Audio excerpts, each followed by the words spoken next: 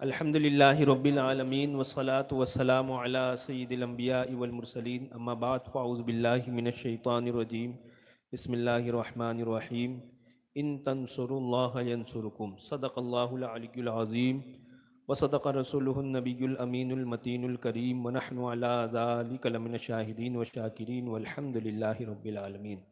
حضرات محترم، ایک مرتبہ درود پاک پڑھ لیں۔ اللہم صلی علی سیدنا و مولانا محمد معدن الجود والکرم وآلہ الکرام وابنہ الکریم مبارک وسلم۔ میرے معزز بزرگوں اور دوستوں، میں آپ کے سامنے کوئی بڑی تقریر نہیں کروں گا، بلکہ آپ اتنے دنوں سے آ رہے ہیں، الحمدللہ بہت سے احباب ہیں وہ جو جانتے ہیں کہ یہ ادارہ ہے، یہ کیا ہے۔ بہت سے ایسے احباب ہیں جن کے ذہن میں سوال آ رہا ہوگا یہ کتابوں کی الماری ہے، یہ مجلس یعنی پروگرام کرنے کی جگہ ہے۔ کچھ خیالات لوگوں کے ذہن میں آ رہے ہوں گے، بس اسی کی میں وضاحت اور اس ادارے کا تعارف میں اپنے الفاظ میں اپنے انداز میں آپ کے سامنے پیش کروں گا۔ دیکھیں، اس ادارے کا نام جو ہے گلشن عزیزی گلشن۔ گلشن کہتے ہیں اس جگہ کو، اس باغ کو جہاں مختلف قسم کے پھول ہوتے ہیں، مختلف قسموں کے پھولوں کے مجموعے کی جو جگہ ہوتی ہے اس کو کہتے ہیں گلشن۔ اور عزیزی یہ حضور حافظ ملت کی جانب منسوب ہے، یعنی وہ باغ جس میں حضور حافظ ملت علیہ رحمت و رضوان کی نسبت کے چند پھول لگائے گئے ہیں، تو یہ ہے عزیزی گلشن۔ اب یہ صرف نام نہیں ہے کہ چند پھول لگے ہیں، بلکہ اسم با مسمہ ہے، یعنی جیسا نام ہے ویسا کام ہے۔ ایک تو یہ چیز کہ دکھنے میں تو بہت چھوٹا سا ہے، بس یہاں سے چلے ختم ہو گیا، لیکن کبھی کبھی کوئی چیز ایسی ہوتی ہے جو دکھنے میں قد و قامت میں چھوٹی ہوتی ہے، لیکن اس کے کام کی وجہ سے وہ اللہ کے نزدیک بہت بڑی ہوتی ہے۔ حضرت شیخ سعدی علیہ رحمت و رضوان ایک واقعہ بیان کرتے ہوئے اس کے منظر میں ایک شعر کہتے ہیں: ہرچے قامت کوہتر بقیمت بہتر۔ جو چیز قد اور قامت میں کم ہوتی ہے، کچھ چیز جو قد اور قامت میں کم ہوتی ہے وہ قیمت میں زیادہ ہوتی ہے۔ پھر انہوں نے مثال دی، یعنی دلیل دی، جیسے کہ کوہ طور پہاڑ، یہ دکھنے میں دیگر پہاڑوں سے تو چھوٹا ہے، لیکن اللہ کے نزدیک اس کا مقام بہت بلند ہے۔ تو اسی طرح یہ ادارہ دکھنے میں بڑا چھوٹا ہے، لیکن اس کے کام اب جب جانیں گے آپ تو آپ کے دل کو کیا ہے، خوشی ہوگی، اور یہ اس سے اندازہ لگے گا کہ اللہ کی بارگاہ میں کیسا مقبول ہے۔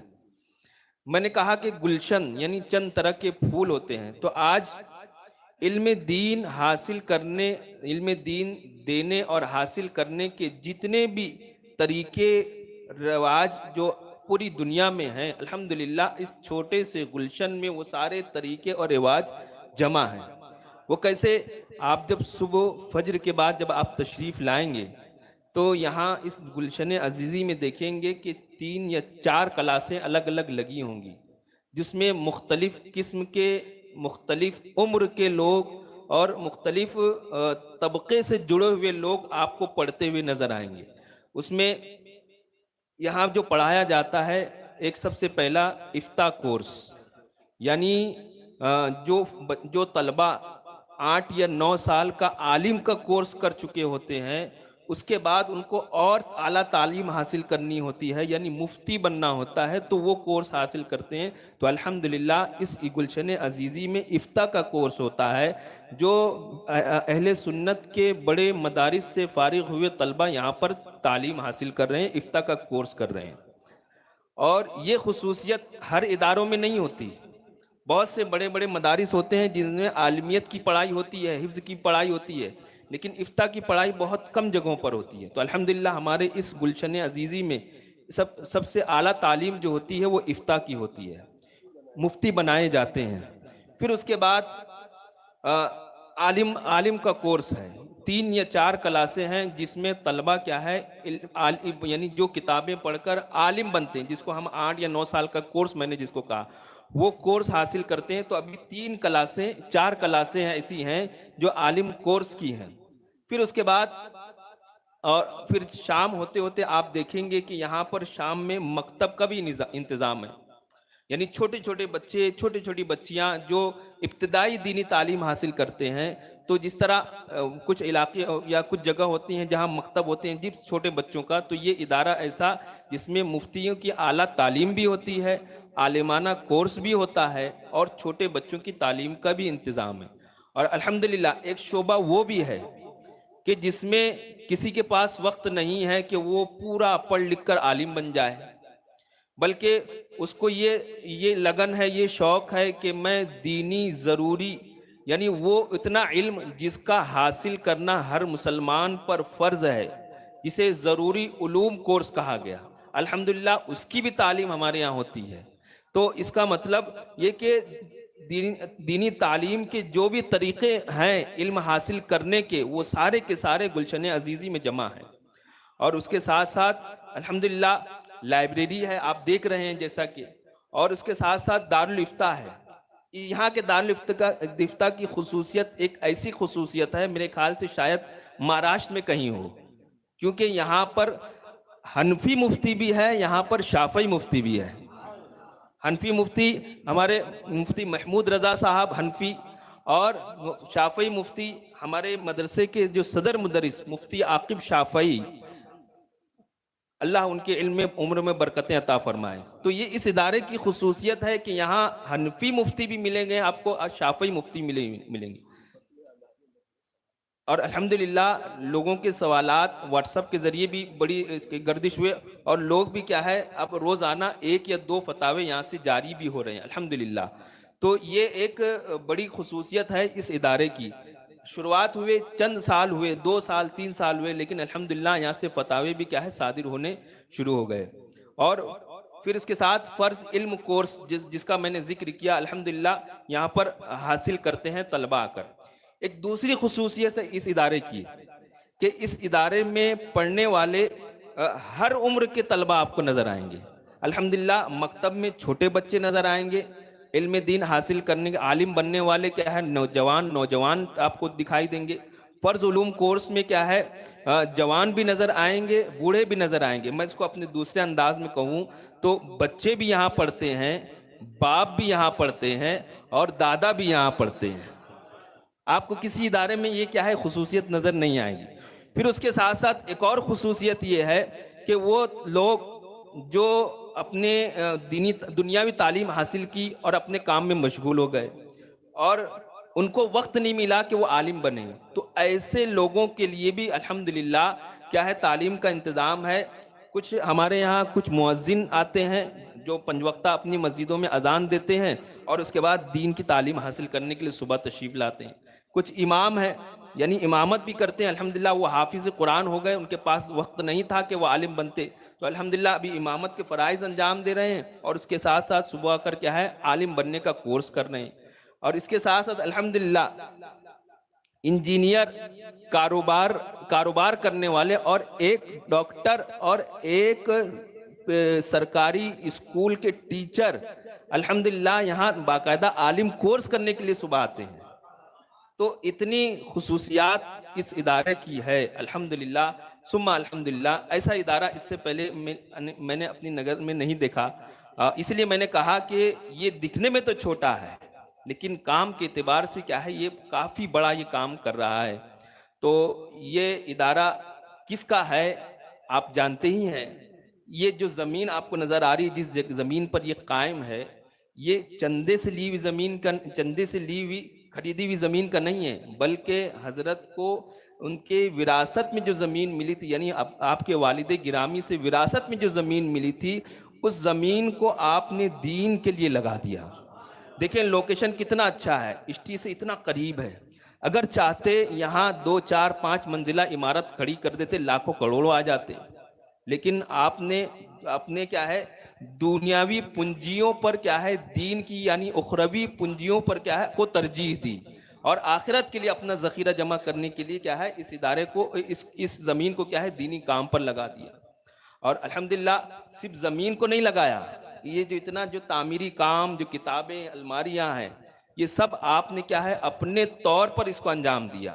اپنے ذاتی خرچ سے یا آپ سے آپ کے محبین نے، آپ کے معتقدین نے آپ کے کچھ تعاون کیا ہوگا تو ہمیں نہیں معلوم، لیکن بظاہر آپ ہی کے ہاتھوں سے یہ پورا کیا ہے خرچ اس کا ہوا۔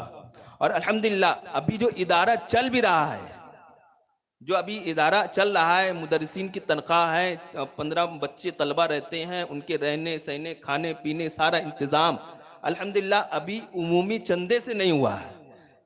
یہ کیا ہے حقیقت میں؟ قرآن کی ایک آیت ہے، اللہ فرماتا ہے وَمَن يَتَوَكَّلْ عَلَى اللَّهِ فَهُوَ حَسْبُهُ، کہ جو اللہ پر بھروسہ کرتا ہے اللہ اس کو کافی ہے۔ وَيَرْزُقُهُ مِنْ حَيْثُ لَا يَحْتَسِبُ، اس کو اللہ وہاں سے رزق عطا فرمائے گا جہاں اس کا گمان بھی نہیں ہوتا۔ تو یقیناً یہ حضرت کی ذات وہ ذات کہ اللہ کی ذات پر ایسا بھروسہ کہ یہ اتنا لمبا چوڑا خرچہ کیسے ہو رہا ہے، کہاں سے ہو رہا ہے، ہم بھی سمجھ نہیں پا رہے ہیں۔ جب میں اس ادارے سے منسلک ہونے والا تھا، امجدیہ بڑا ادارہ بھیونڈی کا مشہور ادارہ، جب وہاں سے جب میں یہاں آ رہا تھا تو بہت سے لوگوں نے کہا کہ یار تم کیا کر رہے ہو؟ میں نے کہا حضرت میرے قریبی ہیں، میرے والد کی طرح ہیں، تو انہوں نے کہا کہ آپ ایسا کرو کہ مشورہ دو کہ حضرت 1 سال اور چلنے دو، پھر اس کے بعد میں آؤں گا تاکہ دیکھ لیں کہ چل رہا ہے کہ نہیں چل رہا ہے۔ تو میں نے اسی وقت انہیں کہا کہ حضرت نے فرمایا ہے تو میں اب تو جاؤں گا۔ تو الحمدللہ اب چل رہا ہے۔ سوچیں یہ جو میں نے اخراجات بتائے قریب 70-80 یا اس سے زیادہ ہزار ہر مہینے ریگولر خرچہ ہے، صرف تنخواہ، اور اس کے علاوہ جو کھانے پینے کے جو اخراجات ہیں وہ 1 لاکھ کے اوپر ہر مہینے خرچ ہو رہا ہے۔ کہاں سے حضرت لا رہے ہیں، کہاں سے خرچ کر رہے ہیں مجھے نہیں معلوم۔ تو وہی میں نے کہا نا، پھر دوسری جگہ اللہ ارشاد فرماتا ہے ان تنصروا اللہ ینصرکم، اگر تم اللہ کے دین کی مدد کرو گے اللہ تمہاری مدد فرمائے گا۔ تو یقیناً وہ اللہ کے دین کا کام کر رہے ہیں، اللہ ان کی مدد فرما رہا ہے۔ تو اب یہ تو حضرت کوشش کر ہی رہے ہیں، ہم کو بھی چاہیے کہ ہم اس ادارے کو کیا ہے اپنے ذہن میں رکھیں۔ میں یہ کوئی ذہن یہ نہ بنائے کہ مولانا صاحب اتنی لمبی تقریر کی اب چندہ وصول کرنے لگیں گے، کہیں گے کھڑے ہو جاؤ کون ہے جو 12,000 12ویں کے نام پر دے۔ میں یہ نہیں کروں گا، اور لیکن یاد رکھیں کہ چندہ یعنی صدقہ یہ وہ عمل ہے جو دور رسالت مآب صلی اللہ علیہ وسلم میں دین کے کام کے لیے دور رسالت مآب سے ابھی تک وہی چلا آ رہا ہے۔ اور دوسری چیز یہ کہ چندہ قبول کرنا یہ پیارے آقا علیہ الصلوۃ والسلام کی سنت کریمہ ہے، اور راہ خدا میں چندہ دینا یہ صحابہ کرام رضوان اللہ تعالی علیہم اجمعین کی سنت کریمہ ہے۔ اور یہ بھی کہوں گا کہ چندے کا حکم دینا، چندے کے لیے لوگوں کو ابھارنا یہ اللہ رب العزت کی سنت کریمہ ہے۔ تو آپ حضرات اپنے ذہن میں اس ادارے کو رکھیں، جب بھی آپ کو لگے کہ ہمیں کچھ دین کا تعاون کرنا ہے تو آپ ضرور اس ادارے کو یاد رکھیں۔ جب بھی آپ کو لگے کہ ہم اپنے مال کی حفاظت کرنی ہے تو آپ اس ادارے کا تعاون کریں۔ جب آپ کو یہ محسوس ہو کہ ہمیں اپنے بچوں کی اچھی تربیت کرنی ہے تو اس ادارے کا تعاون کریں۔ اور ایک دوسرے طریقے سے بھی آپ تعاون کر سکتے ہیں کہ اپنے بچوں کو دینی تعلیم کے لیے یہاں ضرور بھیجیں۔ دیکھیں دین کی تعلیم اتنی کم سے کم جو فرض علم ہے، نماز روزہ اور زندگی کی ضروریات سے جو متعلق جو بھی چیزیں ہیں اس کا علم حاصل کرنا فرض عین ہے، ضروری ہے۔ اگر اس میں کوتاہی ہوئی ہے اور پھر اس کے بعد اس عمل میں، یعنی مثال کے طور پر نماز ہے، نماز کے مسائل نہیں یاد کیا، پھر نماز میں کوتاہی کی تو گویا کہ 2 گناہ اس کو ہوں گے، ایک تو علم حاصل نہ کرنے کا، نماز کو غلط طریقے سے ادا کرنے کا۔ تو یہ بہت ضروری ہے۔ تو آپ بھی اگر اپنے کو وقت ملے، صرف 2 گھنٹے کی بات ہے، صبح فجر کے بعد اگر 2 گھنٹہ آپ دیتے ہیں تو آپ بہت سارے علم کو حاصل کر سکتے ہیں۔ اور صبح کا وقت وہ وقت ہوتا ہے جس میں نہ کوئی دکان کھلتا ہے نہ کوئی جاب پر جاتا ہے، عموماً کیا ہے لوگ 8-9 بجے کے بعد ہی کیا ہے اپنے اپنے کاموں کو نکلتے ہیں۔ تو اور الحمدللہ یہاں پر جو فرض علوم حاصل کر رہے ہیں وہ ایسے بھی ہیں جو باقاعدہ اپنی دکانیں چلاتے ہیں، باقاعدہ کچھ نوجوان ایسے بھی ہیں جو جاب پر 9 بجے کے بعد وہ جاب پر جاتے ہیں۔ تو آپ کے لیے کوئی مشکل نہیں ہے۔ اور پھر اس کے بعد اپنے بچوں کی بھی کیا ہے دینی تعلیم کے لیے آپ عالم بنائیں، دینی فرض علوم کورس کروائیں، تو یہ آپ کے لیے بھی کیا ہے دنیا کے لیے بھی آخرت کے لیے بہترین جمع پونجی ہوگی۔ اللہ رب العزت ہم سب کو کہنے سننے سے زیادہ عمل کی توفیق عطا فرمائے۔ یہ ذہن میں رکھیں کہ یہ بھی ایک ہمارا ادارہ ہے جس کو کیا ہے تعاون کی ضرورت ہے۔ جب بھی آپ کا دل کرے آپ ضرور اس کا تعاون فرمائیں۔ جزاک اللہ